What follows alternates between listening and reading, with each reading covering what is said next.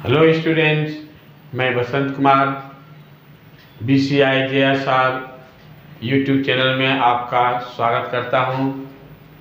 आज के वीडियो में हम लोग JCRT द्वारा जारी किए गए मॉडल क्वेश्चन के गणित सब्जेक्ट का हम लोग एनालिसिस करेंगे। कैसे हम लोग टेक्निक अपनाएं कि 100% जो सेकेंड टर्म है, जो पिछले बार सेकेंड टर्म में हुआ था, इस बार तो एक ही साथ परीक्षाएं हो रही है, तो जो सब्जेक्टिव है उसमें कैसे हम 40-40 अचीव कर लें। देखें किस तरह से क्वेश्चन इस बार पूछेगा, इस पर चर्चा करें। तो पिछले बार जो सेकेंड टर्म का क्वेश्चन था वही इस बार सब्जेक्टिव रहेगा। 1 से 7 नंबर क्वेश्चन, टोटल क्वेश्चन 7, इसमें आंसर करना है 5, 2-2 मार्क्स का होगा, ये 10 नंबर का हुआ। फिर है 8 से 14, 7 क्वेश्चन होंगे, इनमें से किन्हीं 5 का आंसर करना है, 3-3 मार्क्स का होगा, ये हो गया 15। और 15 से 19 5 क्वेश्चन होता है, इसमें 3 क्वेश्चन 55 मार्क्स का होगा और ये हो जाएगा 15, टोटल 40 नंबर का यही रहेगा। और ये सब सब्जेक्ट में इसी तरह जो भी सब्जेक्टिव जो पेपर होगा वो एक ही सीटिंग में परीक्षा होगी, जिसमें कि 1.5 घंटा समय मिलेगा ऑब्जेक्टिव के लिए, 1.5 घंटा सब्जेक्टिव के लिए। थोड़ा सा सब्जेक्टिव का 1.5 घंटा कम पड़ जा रहा है, लेकिन उसी में स्पीड से बनाना है ताकि समय सीमा के पहले ही पूरा कर लें, ताकि 5 मिनट रिवीजन का भी समय मिले। तो यहाँ हम लोग देखें कि किस किस तरह का इस बार क्वेश्चन पूछा गया है। पिछले वर्ष तो समय भी अधिक दिया गया था, 1 साल तो पूरे थे और अलग से 2-3 महीने का समय मिला था। हालांकि कक्षाएं नहीं हुई थी, लेकिन बच्चे जो घर में पढ़ रहे थे उनके लिए तो समय अधिक मिला। इस बार जुलाई से शुरू हुआ है और मार्च में परीक्षा हो रही है, 9 महीने का ये सेशन है। तो थोड़ा सा 10 क्लास के लिए समय कम पड़ जा रहा है, लेकिन जो सरकार का निर्णय है, विभाग का निर्णय है, उसको स्वागत करना है। और उसी में चूँकि ये बहुत पहले बता दिया गया, इस बार प्रोग्राम भी बहुत पहले दे दिया गया है, तो हम लोग इसको थोड़ा सा अच्छा से हम लोग देखेंगे। तो इसमें हम लोग देखें कि ये जो 1 से 7 नंबर क्वेश्चन में क्या क्या क्वेश्चन रहेगा। चैप्टर हमारा 15 है। पहला हो गया वास्तविक संख्या, बहुपद, 2 चर वाले रैखिक समीकरण, द्विघात समीकरण, AP, फिर ये त्रिभुज है, 7 में कोऑर्डिनेट ज्योमेट्री, 8 में त्रिकोणमिति है, 9 में त्रिकोणमिति का उपयोग, हाइट एंड डिस्टेंस जो 9.2 पूछेगा। और ब्रिज से संबंधित क्वेश्चन रहेगा 10वें चैप्टर में। 11 में कंस्ट्रक्शन है, 11.1 में त्रिभुज और 11.2 में ब्रिज से संबंधित है। और 13 जो है वो पृष्ठीय क्षेत्रफल और आयतन है। और 14 में मीन मेडियन मोड, 15 में प्रायिकता। ये हमारा चैप्टर है मैथ का। इसमें हम लोग देखें तो 2 नंबर का पहला क्वेश्चन जो है वो 1.2 से पूछेगा और दूसरा चैप्टर से 2.2 का एक प्रश्न है। इसका सीधे 6 चैप्टर में वो थ्योरम बेस्ड क्वेश्चन है जो 2 नंबर का रहेगा। 7.1 दूरी फार्मूला पर आधारित एक प्रश्न है।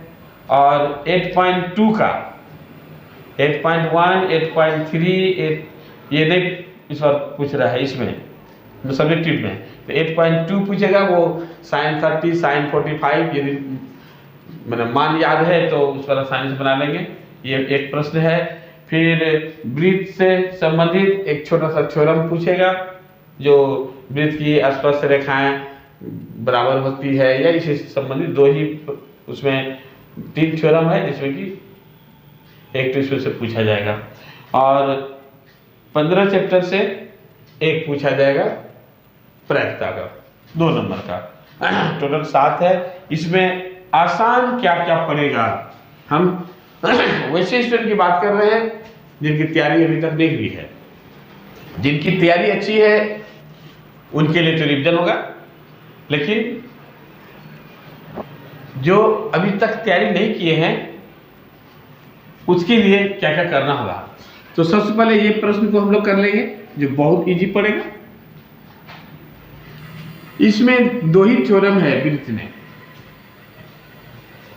बाहरी बिंदु से खींची गई स्पर्श रेखाओं की लंबाई समान होती है, एक ये है, और एक है कि स्पर्श रेखा त्रिज्या पर लंब होती है। मुख्य रूप से इसमें अधिकतर किसी बाहरी बिंदु से खींची गई स्पर्श रेखाओं की लंबाई समान होती है, इस तरह एक प्रश्न पूछा जाता है। हम लोग पीछे के वर्षों के क्वेश्चन पर यदि हम लोग ध्यान दें तो ये 2 क्वेश्चन तैयारी करने से एक इसमें आसानी से आ जाता है। इसके बाद आइए, ये प्रश्न बहुत इजी पड़ रहा है, वो x2 माइनस x1 का स्क्वायर y1 माइनस y2 का स्क्वायर, दो बिंदु के बीच की दूरी का जो है फार्मूला पर आधारित, ये आसानी से कर लेंगे। और इसके बाद आते हैं बहुपद, ये सबसे आसान। इसमें क्या होगा कि किसी बहुपद का शून्य का योग दिया हुआ है, गुणनफल दिया हुआ है, तो द्विघात समीकरण कैसे निकालेंगे। एक्स स्क्वायर फिर alpha plus beta into x plus alpha into beta, जो फार्मूला है उसी पर ये सिर्फ पुट कर देना है। अब हमारे पास 3 क्वेश्चन बच जा रहा है। इसमें से 90 डिग्री, 30 डिग्री, 45 डिग्री वो मान याद कर लें, ये बड़ी आसानी से काम आ जाएगा और इसका लाभ मिल जाएगा फिर हमें 9 पॉइंट में भी। तो ये क्वेश्चन मेरे ख्याल से ज़्यादा इजी पड़ेगा क्योंकि इसका लाभ हम लोग यहाँ भी लेंगे। तो हम लोग देखें तो 1 2 3 4 5 क्वेश्चन सॉल्व हो जा रहा है। अब 3 नंबर का लघुत्तरीय क्वेश्चन को हम लोग देखें तो 1.1 से एक प्रश्न पूछता है जो एलसीएम और एचसीएफ पर आधारित है, ये बहुत आसान पड़ेगा। 3 पॉइंट में ये ग्राफ है, 2 समीकरण दिए रहेंगे, उसका ग्राफ विधि द्वारा हल करना है। इस तरह से मान लीजिए कोई ग्राफ है, ऐसे जा रहा है, तो जहाँ कटिंग होता है उसको x पर लंब डाल देते हैं, ये y पर लंब डाल देते हैं, जो x जहाँ पर गिरेगा वो x का मान होगा, ये y का मान होगा। बहुत आसान प्रश्न पड़ता है, ये भी हमें तैयारी कर लेना चाहिए। उसके बाद 5.2 में n वां पद निकालने के लिए an बराबर a plus n minus 1 into D, जो हम लोग वीडियो में भी इसको डाल चुके हैं, जिसका वीडियो आपके पास उपलब्ध होगा यदि आप सब्सक्राइब किए होंगे तो ये प्रश्न भी बहुत आसान एपी का सवाल ये है। 2 बिंदु की बीच की दूरी है पहला 2 नंबर में, और इसके बाद जो है त्रिभुज के क्षेत्रफल, एक फार्मूला सिर्फ याद रखते हैं तो आसानी से त्रिभुज का क्षेत्रफल निकाल लेंगे। ये भी बहुत इजी वे से पड़ेगा। और 8.4 सिद्ध करने वाला सामान्य स्टूडेंट को थोड़ा सा टफ पड़ेगा आज ये। और आगे 11 पॉइंट, यहाँ पर मॉडल क्वेश्चन में सिर्फ वृत्त दिया हुआ है, लेकिन वो त्रिभुज का भी क्वेश्चन पूछ सकता है, इसलिए यहाँ रिस्क नहीं लेना है। तो ये दोनों एक्सरसाइज 11.1 2 दोनों बना लेंगे। तो यहाँ देखिए 1 2 3 4 5 क्वेश्चन हो गया, तो इसको तो छोड़ ही देंगे, इसमें से भी छोड़ सकते हैं। तो सामान्य स्टूडेंट के लिए ये 7 में से 5 हम लोग आसानी से हल कर देते हैं। इसके बाद आता है जो क्वेश्चन नंबर 15 से 19 के बीच बहुत बढ़िया प्रश्न है। बढ़िया प्रश्न कि सबसे पहले मीन मीडियन मोड ये तीनों बना लेते हैं, तो उसी में से एक क्वेश्चन रहेगा। मॉडल में सिर्फ माध्य दिया है, लेकिन ये अथवा में है, माध्य रहेगा, नहीं तो माध्यक, नहीं तो बहुलक, मतलब मीन मीडियन मोड। ये आसान पड़ता है, इसको तो तैयारी कर ही लेना चाहिए। दूसरा आता है थ्योरम।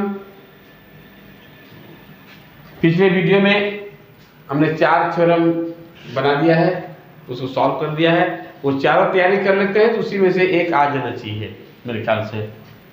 तो ये 2 क्वेश्चन आपका सॉल्व हो जा रहा है। अब तीसरा क्वेश्चन के लिए बहुत सा ऑप्शन है। द्विघात समीकरण है, यहाँ आपका हाइट एंड डिस्टेंस है, और उसके बाद 13.4 का सवाल है। तो स्टूडेंट को तो इसमें तीनों मेहनत करना चाहिए। इसमें लगभग एग्जाम्पल पूरा बना लें, और एग्जाम्पल पर आधारित जो है एक्सरसाइज में वो बना लें। और सामान्य स्टूडेंट को तो हम लोग ये तैयारी कराते हैं कि एग्जाम्पल बनवा देते हैं, और उसको एक जो ब्रिज के टूट कर जो इतना दिया रहता है कि 30 डिग्री कौन बनाता है, वो सवाल जो है इसमें बहुत आसान पड़ जाता है। लेकिन 8-10 प्रश्न को बढ़िया से बनाना होगा, तभी इसको मतलब बना सकेंगे एग्जाम में, या नहीं तो ये तो टफ है। ये है द्विघात समीकरण। इसमें पहले तो डिस्क्रिमिनेंट निकालना है, विवेचक b² - 4ac फार्मूला पर, फिर उसका कैरेक्टर कैसा होगा, फिर मूल निकालना है। ये भी कम नहीं है अपने आप में। 5 मार्क्स देंगे, लेकिन अच्छा चीज ये बनवा लेगा।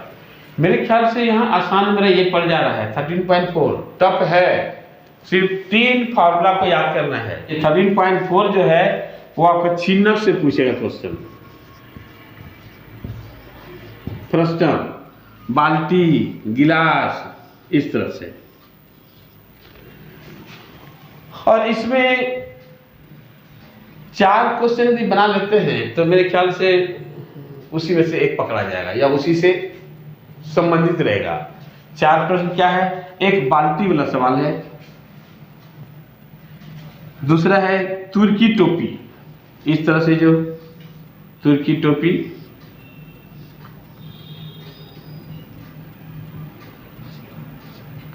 तुर्की टोपी हो गया। एक बाल्टी के डिजाइन का जो एग्जाम्पल, फर्स्ट एग्जाम्पल जो है इस एक्सरसाइज के ठीक पहले, जिसमें कि ये 28 है, ये 7 है, और ये 45 दिया हुआ है। उसमें तीनों चीज बना हुआ है। इसका आयतन कितना होगा, बक्सबीट क्षेत्रफल कितना होगा, संपूर्ण पृष्ठ क्षेत्रफल मतलब नीचे का मतलब पाई स्क्वायर, और इधर मतलब पाई r² square plus pi r1 square, 2 बिंदु का क्षेत्रफल ऐड कर देते हैं। तो ये 3 प्रश्न है, एक गिलास, तुर्की टोपी, और एक ये जो बाल्टी के डिजाइन का है। ये 3 प्रश्न है, और एक्सरसाइज का फिर 1 और 3 में से बना लेते हैं। तो ये 3 प्रश्न से करीब करीब ये क्वेश्चन पकड़ा जाता है 13.4। सामान्य स्टूडेंट के लिए ये चूंकि इसलिए आसान है कि इसमें 3 फार्मूला सिर्फ याद रखना है। जो इसका आयतन है, फिर कर्व एरिया, वक्र क्षेत्रफल और संपूर्ण पृष्ठ क्षेत्रफल, ये 3 फार्मूला यदि तैयारी कर लेते हैं तो आसानी से इस क्वेश्चन को सॉल्व कर सकते हैं। और ये हो जा रहा है हमारा 3 क्वेश्चन यहाँ मिल जा रहा है। तो अब हम लोग देखें कि कितना कितना आया। पहले में से 7 में से 5 प्रश्न हम लोग छांट लिए, और दूसरे में से 7 क्वेश्चन है उसमें 5 छांट लिए, और सबसे बड़ा क्वेश्चन जो होगा ये 2 क्वेश्चन तो आसान आसान चुन लिए हैं। और ये जो है इसका जस्ट इसके बाद हम वीडियो देने जा रहे हैं, जिसमें हम 4 प्रश्न को ही सॉल्व करेंगे। उसको यदि समझ जाते हैं, रटना नहीं है। ये जैसे एक सवाल होता है कि 45 है हाइट, ये है 28, ये है 7, ऐसे रटना नहीं है। हो सकता है 45 है, ध्यान दे देगा 12, यहाँ 28 है वो दे देगा 10, ये दे देगा 5, इस तरह से कुछ भी देगा, लेकिन प्रोसेस उसी तरह से रहेगा। इसमें बहुत आसान है, खाली तीनों फार्मूला को याद कर लेते हैं। तो अगला वीडियो में हम 4 क्वेश्चन को ही सॉल्व करेंगे, जिसमें 3 तो प्रमुख रहेगा ही, एक गिलास, तुर्की टोपी और एक बाल्टी के डिजाइन का, मतलब बाल्टी रहेगा, गिलास रहेगा और तुर्की टोपी। और कभी कभी लगता है कि वो मतलब चीनी का राव सिरप तैयार कर रहे हैं ये जलेबी बनाने के लिए, तो उसका कितना धारिता होगा, ध्यान रखेंगे कि धारिता और ये आयतन लगभग एक ही है। तो इस तरह से हम लोग चाहें तो बड़ी आसानी से इसमें भी 3 क्वेश्चन का हम लोग जवाब दे देंगे। अब ये बनाने के बाद हम लोग देखें कि 40 मार्क्स जो आएगा ऑब्जेक्टिव वो कैसे रहेगा।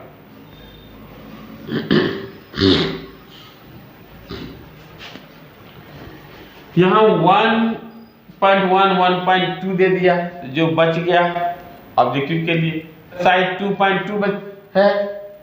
लेकिन इसमें एक बहुत बढ़िया है कि इस तरह से एक ग्राफ है पीएक्स का, तो पीएक्स का शून्यांक कितना होगा वो गिनती जो जान रहे हैं, 1 2 3 एक्स एक्सिस को ध्यान रखेंगे, एक्स एक्सिस को कितना बार काट रहा है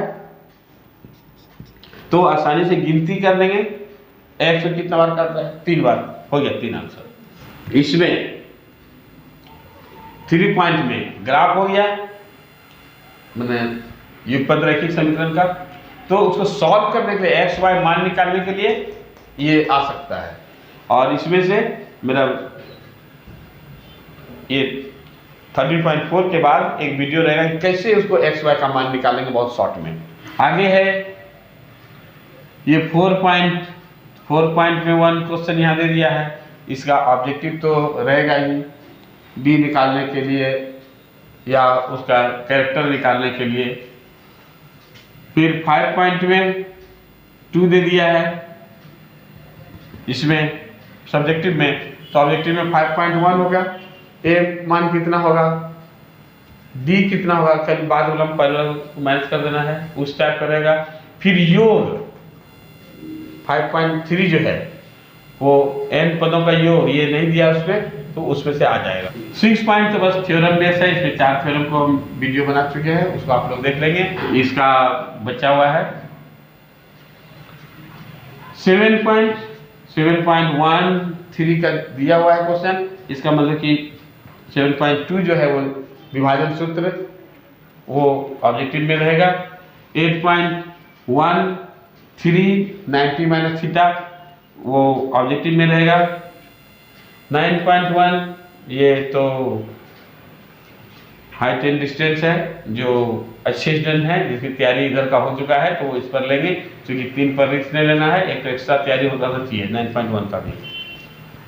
11 पॉइंट तो पूरा बनाया जाना है, आराम से 3 मार्क्स आ जाएगा। हालांकि पिछले बार तो 2 क्वेश्चन दिया था ये कंस्ट्रक्शन से, तो इस पर भी वीडियो बना हुआ है, आप उसको देख लेंगे। 12 पॉइंट में ये त्रिज्यखंड का क्वेश्चन है, लेकिन इसके बाद भी बहुत सा क्वेश्चन शॉर्ट क्वेश्चन जैसे बनता है, इसको तैयारी कर लेंगे। और 14 पॉइंट में भी छोटे छोटा माध्यक बहुलक ये सब रहेगा, उसको भी आप ऑब्जेक्टिव में तैयारी करेंगे।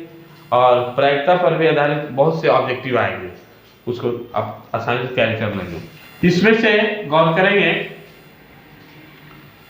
तो यहाँ से इधर करीब करीब का वीडियो हम बना चुके हैं, आप उसको देख लेंगे, पिछले साल से ही बना रहे हैं, तो इसमें से आप देख लेंगे। 1-2 बचा हुआ है वो मेरा, इसमें करीब करीब अभी 5 वीडियो और डाला जाएगा, तो आपका पूरा कंप्लीट हो जाएगा।